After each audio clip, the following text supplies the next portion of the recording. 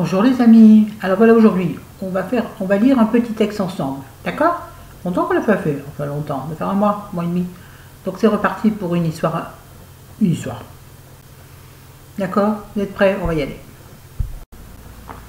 Alors, l'histoire s'intitule Mais où est donc passé grand-père?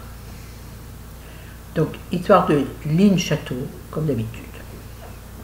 Enfin, comme toutes les deux précédentes que je vous ai interprétées. Donc, il se prend pour une actrice. Alors, 1992, Valence, dans la Drôme. Cet après-midi, il fait très beau et j'ai décidé d'aller voir mamie. Cela fait quelque temps déjà que je veux lui faire une petite visite, mais il y a toujours quelque chose d'urgent qui m'en empêche. Aussi, c'est décidé, aujourd'hui, j'y vais. D'autant plus que je n'ai pas d'excuse. Elle habite à 2 pas de ma petite chambre d'étudiante dans le centre-ville de Valence. 10 minutes de marche à pied et j'y suis.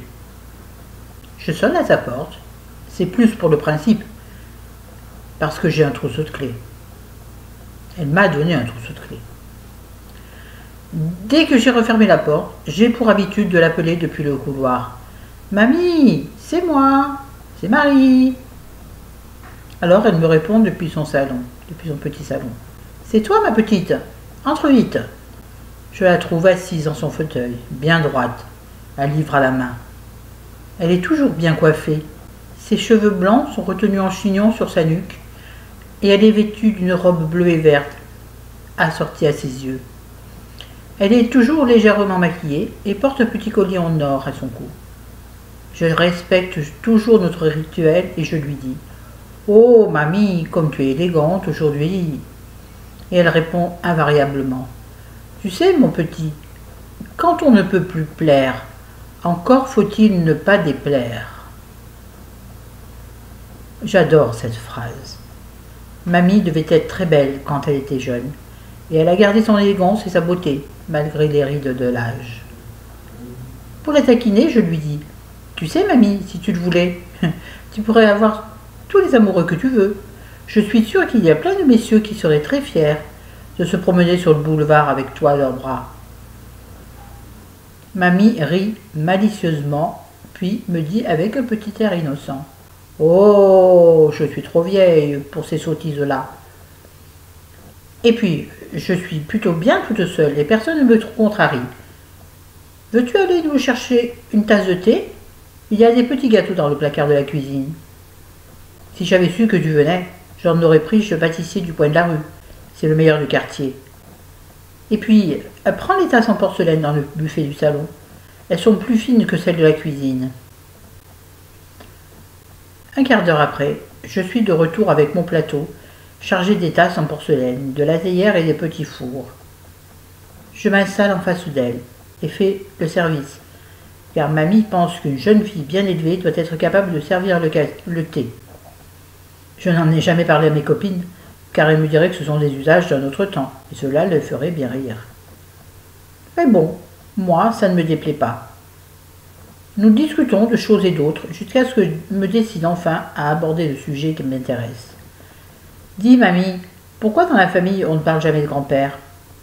Chaque fois que je pose la question à maman, elle esquive et change de sujet. Tu sais, c'est important pour moi de savoir qui il était, ce qu'il faisait, et s'il a encore en vie. Je ne comprends pas qu'on fasse tous ces secrets autour de mon grand-père. Mamie pousse alors un gros soupir. Elle prend son collier entre ses doigts et se met à le rouler machinalement.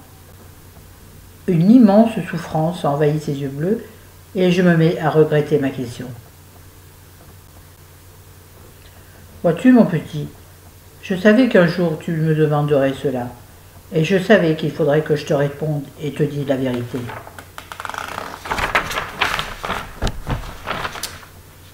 Mais ça va être très dur pour moi de me replonger dans cette période. Je suis désolée de t'avoir posé cette question, mamie. Et puis tu n'es pas obligée d'y répondre, si c'est trop difficile pour toi. Je vais répondre à ta question, ma petite, car tu es en âge de savoir ce qui s'est passé, et aussi pour que tu ne refasses pas les mêmes erreurs que moi.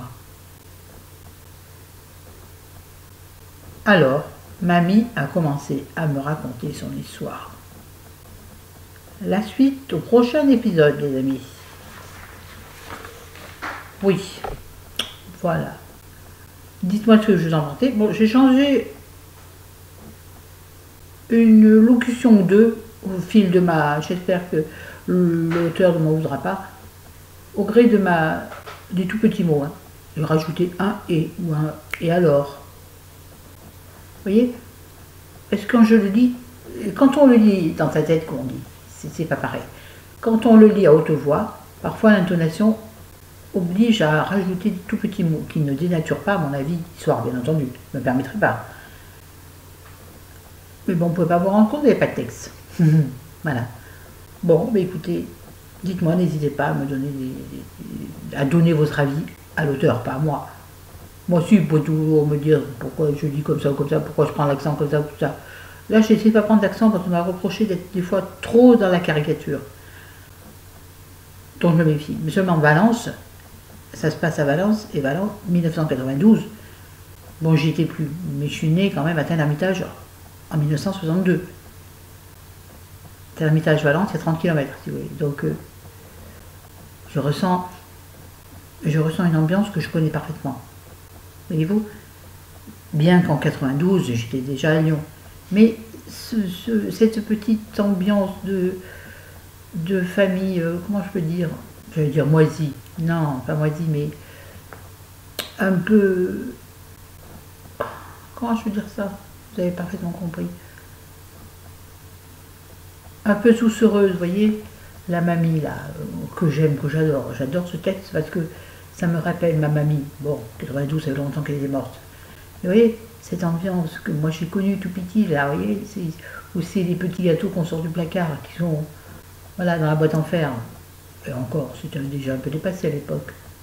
Donc moi je sens tout ça, je le sens même olfactivement. Waouh, il est allé chercher loin ce mot. Mais donc, pardonnez-moi si le ton est un peu personnel peut-être. Pardon à toi, Lynn. Bref, on continue demain ou après-demain, d'accord? Sur ce, je vous embrasse, je vous aime, je vous dis à bientôt. Salut, salut! Bisous à mes amis qui souffrent.